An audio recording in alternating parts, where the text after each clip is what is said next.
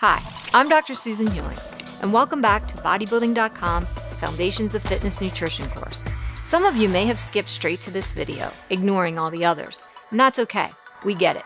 There is probably no more talked about issue in nutrition and in health in general than weight loss. It dominates conversation about nutrition and food, but also shouts out at you online, on TV, and even on the sides of buses. Whether we acknowledge it or not, it also factors heavily into the way many of us think about overall health, exercise, and the very definition of fitness. And of course, the number of foods and diet programs claiming to be the one that will help you lose weight and keep it off is overwhelming, contradicting, and sometimes even confusing. We're here to tell you that healthy body composition is something that is achievable and sustainable without a crazy diet. And there's definitely more than one way to do it. The research backs this up, too. For example, an extensive recent study compared the fat loss results over the course of the year of 600 people following either a low-fat eating approach or a very low-carb diet. What could be more different, right? Well, the results were nearly identical, as long as two factors were consistent. Which two factors? Keep watching and let's find out.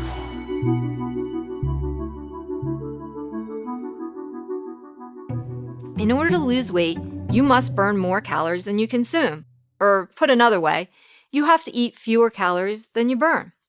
This timeless fitness equation may be the start of the weight loss story, but it's definitely not the end. Anyone who tells you calories in, calories out is all you need to know is oversimplifying what is actually a far more complex issue. That's probably not news to you, though. Plenty of people start with the calories in, calories out premise and have short-term success, but nothing but struggles down the road. This makes nutritionists like us want to shout from the rooftops that caloric restriction, aka dieting, is not the answer. Yes, cutting calories leads to weight loss. Plenty of diets cut calories seriously low, at least at first, and they get results, but not forever. Past a certain point, restricting calories doesn't predictably lead to weight loss, and if it does, it's in ways that aren't healthy, and it definitely won't feel pleasant or sustainable for you. So what works? First, taking a hard look at the biggest nutritional blind spots that may be holding you back, and then rebuilding your priorities to fix the big problems first.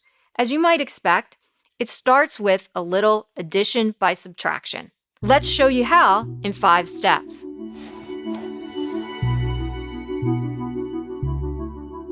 The calories inside of the equation doesn't just come from the food we eat. It's also from the beverages we drink. Whenever we're helping someone improve their diet, whether the goal is to lose weight or not, we look first at what they are drinking. People are often shocked at the empty calories they drink in a day. Even calories from seemingly healthy juices and smoothies add up fast. But because they don't make you feel full, you find yourself eating or drinking soon after. As for alcoholic drinks, they definitely aren't calorically free. The difference between, say, having 1 beer or glass of wine 2 to 3 times a week, or having 2 to 3 of them a night 4 to 5 times a week is significant when you're trying to lose weight. And yes, the same applies to sugary coffee, energy drinks, sport drinks. We can go on, but you get the point.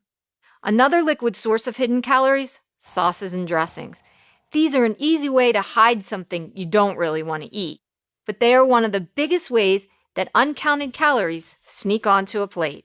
Cutting out calories here and replacing them with calorie-free drinks, low-calorie sauces, or just oil and vinegar on a salad can have an immediate and surprising impact. And we haven't even changed the thing you eat yet.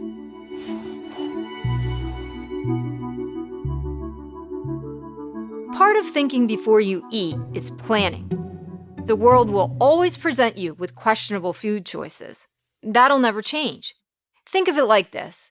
If you haven't planned your meals for the day and find yourself famished, there's always food available. Prepackaged foods, fast foods, high-calorie beverages, they're easy to grab. So ask yourself, where is that place in your day where you're most vulnerable to them? Maybe lunch is your weak spot, because you leave the house in a rush, don't pack one, or because your workmates like to eat out. Maybe it's dinner, because you haven't eaten anything all day and you come home exhausted. Maybe breakfast is a sugar bomb, and has been since you were a kid. It's different for everyone, and it usually lines up with the time of day when we're tired, irritable, and maybe a little hangry. Hangry people make poor eating choices. No matter which meal is the biggest problem, fixing it and just it can be a huge win. What's better? It requires far less work on your part than trying to fix every meal all at once. In many cases, it's as simple as prioritizing protein in a meal that was otherwise going to be empty calories. This can keep you from having to decide what's the healthiest snack in a vending machine, and instead, having a solid one waiting for you in the fridge. Maybe a piece of fruit, some nuts, cottage cheese, a high-protein snack.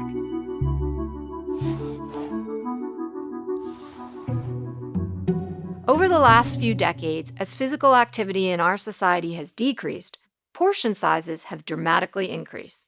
You can't hide from it. It's happened all around us, from bigger plates at home to bigger burritos and bottomless drinks out in the world.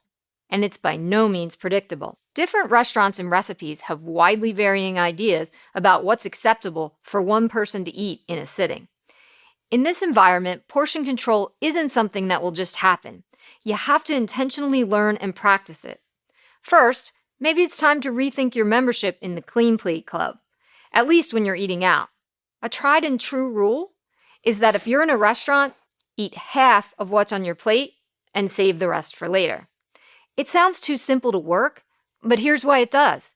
It gives you a chance to determine if you're really full. The societal increase in portion size has left many of us completely out of touch with our bodily fullness signals, and getting refamiliarized with them is essential for long-term weight control.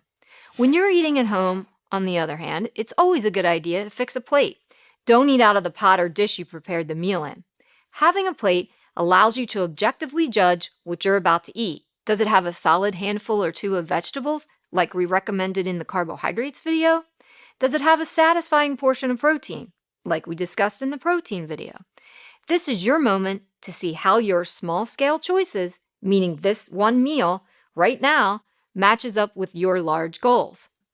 It's a moment for reflection, honesty, and learning. Take advantage of it. And then, once you've built your meal, eat slowly, like at least 15 to 20 minutes per meal, not just 5 to 10.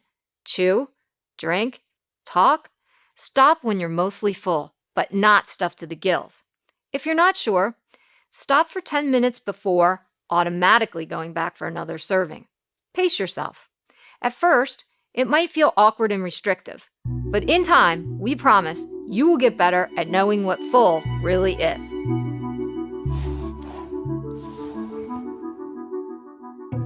Those first 3 steps, looking for hidden liquid calories, fixing your biggest problem meal, and trying to learn portion control, are the essentials of weight control.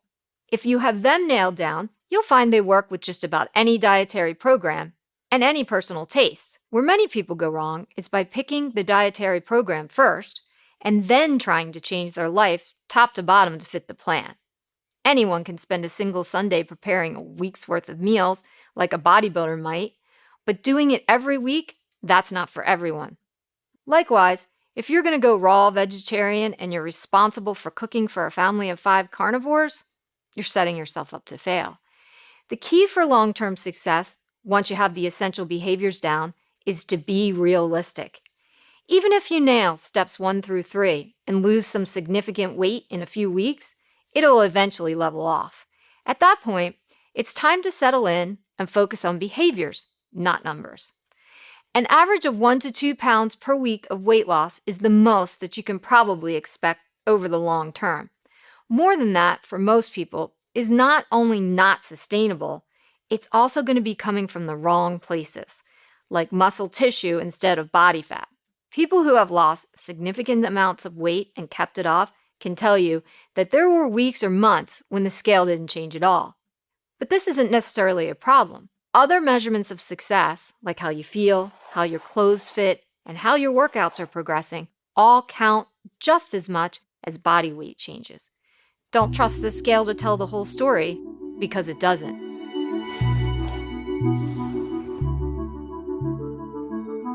When you're trying to lose weight, exercise is a great way to burn extra calories. But even if you're training like crazy, you burn a lot fewer calories than you might think.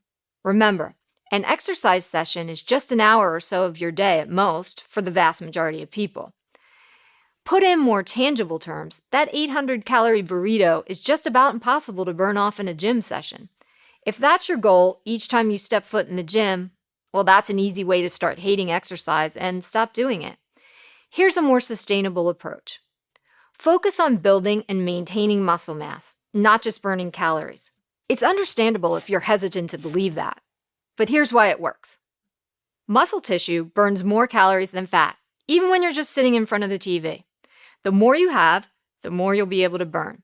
It also gives you control over your health and appearance in a way that simple calorie control can't, and helps develop the strength and energy you need to fit more total activity in your life.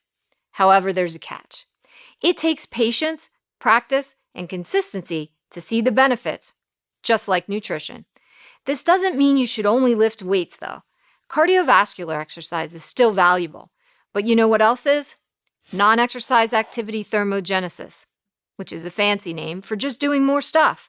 Park far away from the building, walk or bike rather than drive whenever possible, do yard work or housework, stand rather than sit, foam roll or stretch while you watch TV. This type of trivial activity is less common in our computer and TV-bound era, but research has shown that it adds up quickly in terms of calorie burn.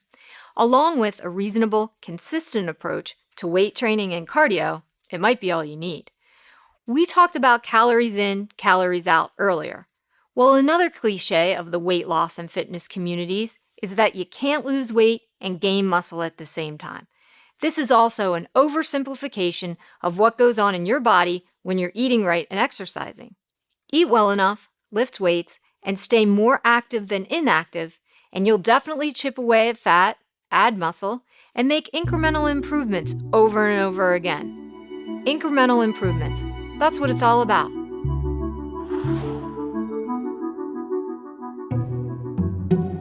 You may be wondering, when are we getting to the diet part of this? Like, do we recommend paleo, high fat, high carb, gluten-free, or something else? But here's the thing. As long as calories, i.e. total portions, are under control and you're getting enough protein, they all work with about the same level of predictability. Protein and calories, those were the two consistent factors in the study that compared low-fat and low-carb diets. As long as they were about the same, the results were about the same. Other studies have concluded the same thing. And for you, this means that there's plenty of wiggle room to customize once you fix the biggest problems and build a solid foundation. Maximize your vegetable intake. Build every meal and snack around a solid protein source. Fill the rest of your plate with nutrient-rich whole foods and healthy fats most of the time. And learn to listen to fullness cues, and you're on the right path. These are behaviors and habits, not diets. And they are the keys to lasting healthy fat loss.